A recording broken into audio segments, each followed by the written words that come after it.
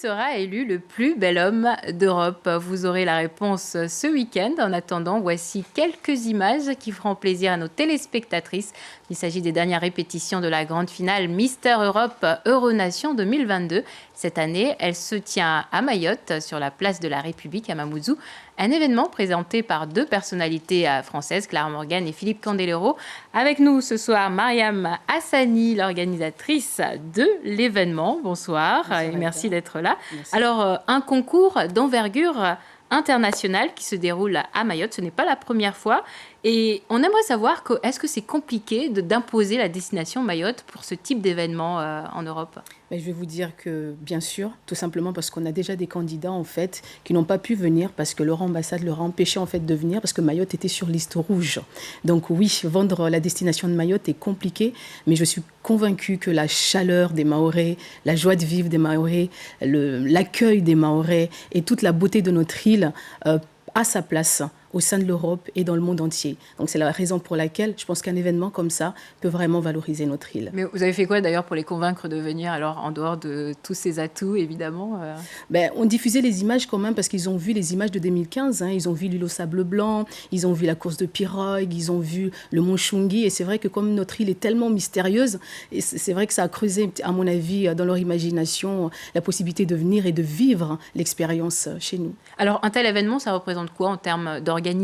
J'imagine qu'il y a des personnes qui viennent, autant de personnes, il faut les loger, les nourrir, comment ça se passe?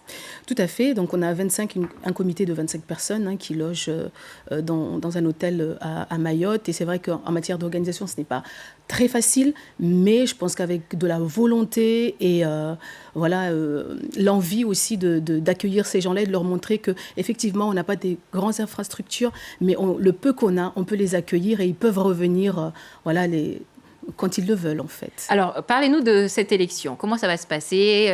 On a vu les préparations à la place de la République. C'est ouvert à tout le monde. Comment ça va se passer? Oui, c'est un événement donc, public, qui n'est pas payant, qui est totalement gratuit. C'est pour les Mahorais.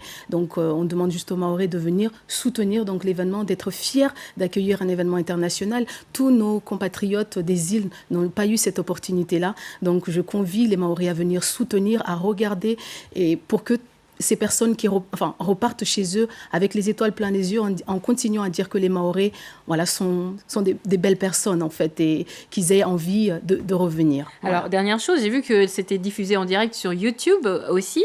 C'est une aubaine pour les acteurs économiques du milieu touristique en termes de visibilité pour le territoire. Est-ce que vous avez eu des difficultés à convaincre les sponsors ou où il y a eu quelques complications, je ne sais pas?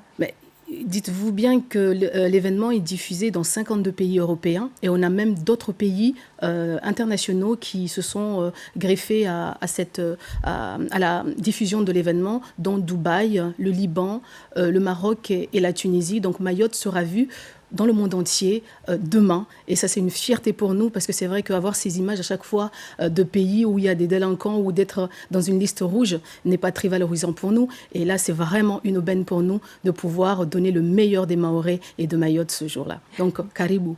Merci à vous, Mariam Hassani. Merci des efforts que vous faites pour valoriser notre destination. Merci beaucoup.